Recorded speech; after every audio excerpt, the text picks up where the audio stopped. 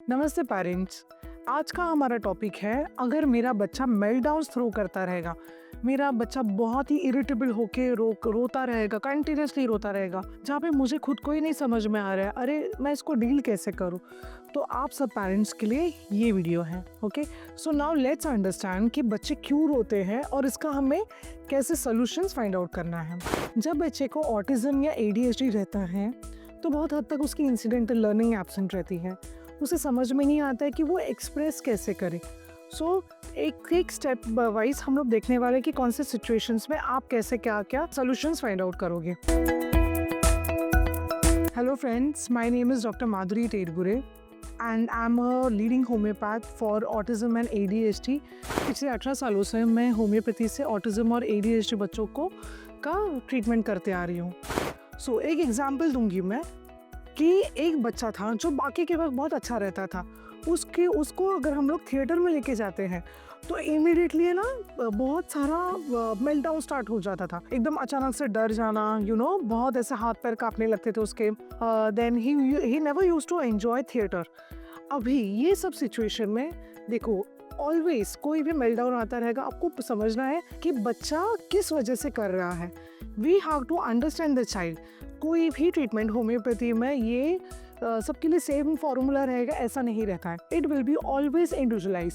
अगर अर्जुन ऐसे सब सिम्टम्स शो कर रहा है तो ये सिर्फ ट्रीटमेंट अर्जुन के लिए ही रहेगी।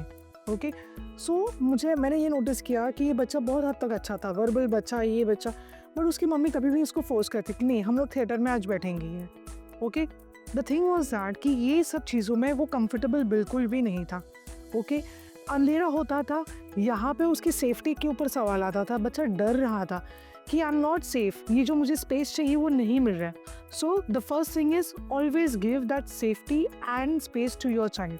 आपको लगता रहेगा आपका बच्चा डर रहा है तो उसको एक्नॉलेज करो। ओके बेटा, आपको नहीं बैठना है, बोलो मम्मा को मुझे यहाँ पे नहीं बैठना है। इमीडिएटली बच्चे को बाहर लेके जाओ। ओके, इससे क्या हो जाएगा, बच्चे को समझ में आ जाएगा कि ओके मैं जो भी बोल रहा हूँ मेरी मम्मी को समझ में आ रहा है and she is acting upon it. Okay,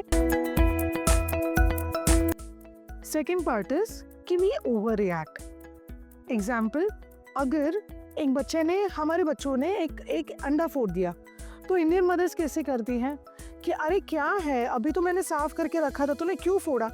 कितना गंदा स्मेल आता है उसका, पूरा वो सब नैपकिन वगैरह सब धोना पड़ेगा, क्या करते हो, कुछ भी समझ में नहीं आता है।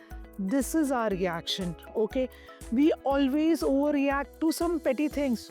छोटी छोटी चीज़ों के लिए हम लोग ओवर रिएक्ट करते रहते हैं। तो इसमें बच्चा क्या लर्न करता है, हमारा बच्चा ये सीखता है कि कोई भी ऐसी चीज़ होती रहेगी तो उसको भी ओवर रिएक्ट करना है। उसको अगर कोई चीज़ पसंद नहीं आती रहेगी तो बच्चा भी हमारे जैसा ही रिएक्ट करता है। तो you have to change your approach. आपको चेंज करना है कि आप कैसे उस बच्चे से बात करते हो। कभी भी ऐसे एग फूटेगा, एग्जाम्पल मैं बोल रही हूँ, तो ओके बेटा कोई प्रॉब्लम नहीं है, दैट्स फाइन। ओके, उसको हम लोग क्लीनिंग का प्रोसेस सिखाएंगे। ओके बेटा देखो ऐसे डाल दो इसमें, ये देखो, चिल्लाने से तो कुछ होने ही नहीं वाला है। बच्चा हमसे गलत चीज़ सीखने से अच्छा, वो नुकसान जो हो गया वो हो गया, वो गंदा स्मेल आ रहा है वो हो गया, ठीक है। हम लोग उसको सब चीज़ वो हाइजीन रिलेटेड सिखाएंगे। ओके, सो हमें देख के बच्चा सीखेगा कि ओके मुझे भी ऐसे ही डील करना है।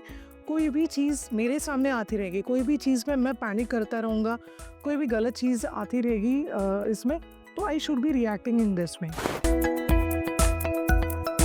Third is over expectation. मतलब ओवर एक्सपेक्टेशन में कैसा, मुझे पता है मेरे बच्चे को 1+1 अभी सिखाया है मैंने। ओके, बट यस मैं फास्ट भागूंगी, मुझे ये पोर्शन कंप्लीट करना है। मैं एक्सपेक्ट करूंगी बच्चे को कि नहीं बेटा चलो अभी 3 डिजिट एडिशन करते हैं।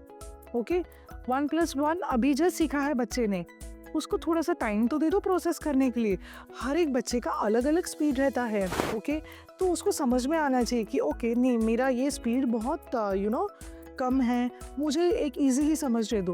बिकॉज हम लोग कैसे है ना, ये होने के बाद इमीडिएटली दूसरा, चलो 1+1 आ गया, चलो अभी हम लोग करते हैं 131 + 435। अरे 3 डिजिट का कहाँ पे भाग रहे हो। So what are we doing, parents हम लोग ओवर एक्सपेक्ट कर रहे हैं बच्चे से, तो हम लोग खुद भी टेंस्ड हो रहे हैं, बच्चे को भी दौड़ा रहे हैं एकेडमिक्स में वगैरह।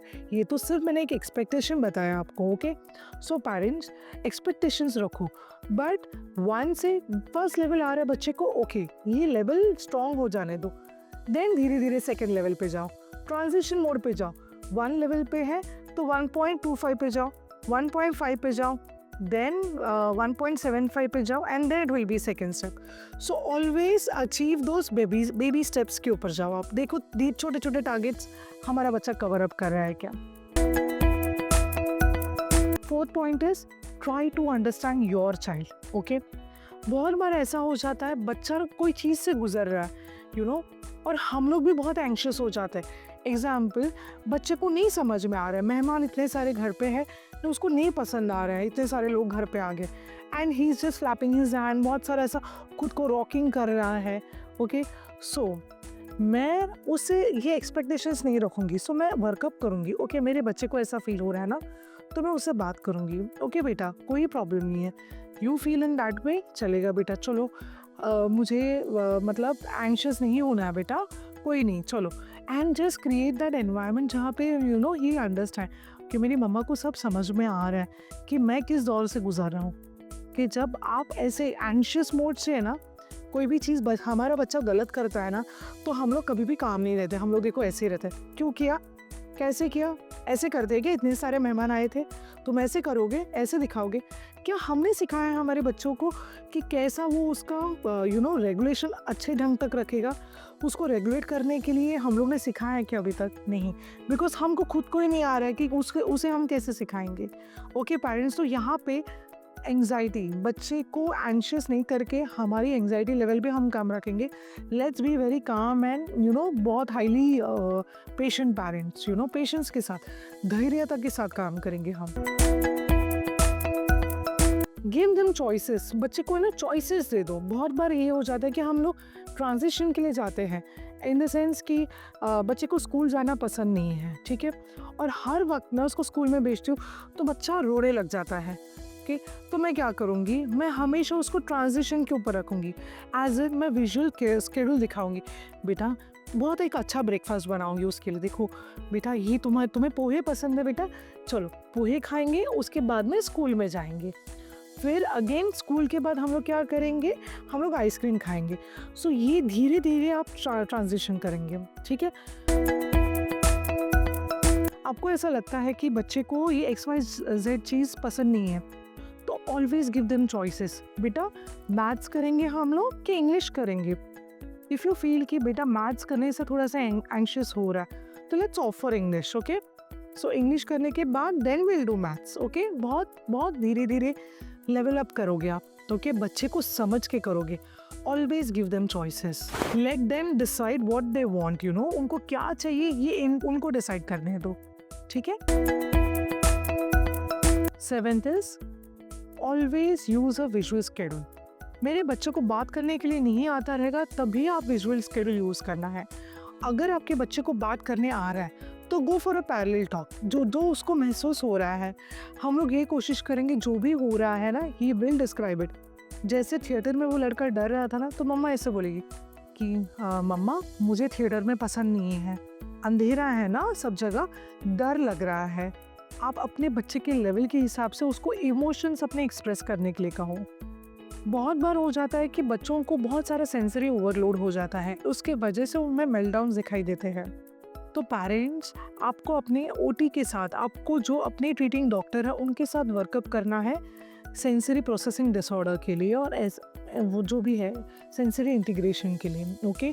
जहाँ पे मैं अपने बच्चे का सेंसरी ओवरलोड कैसे कम करूँगी। सो हर पेरेंट्स को मेरी यही रिक्वेस्ट है कि offer support not scoldings, be a problem solver not a problem creator.